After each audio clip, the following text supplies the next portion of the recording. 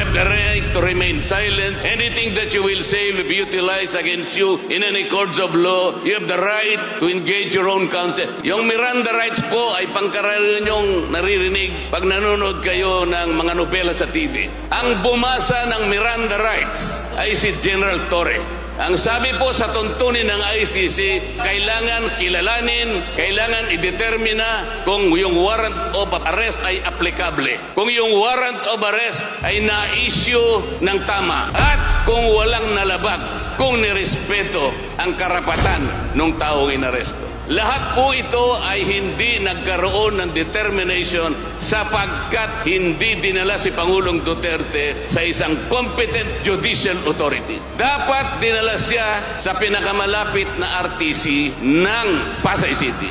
Dinala po siya sa Villamor Air Base. Ang ibig sabihin po noon ay wala na pong bibigay na karapatan sa kanya anuman. Kailangan na siyang dalhin kaagad doon sa Netherlands. Nasaan po ang katuwiran, ang pamantayan ng batas na sinusunod kahit nasa ISIS?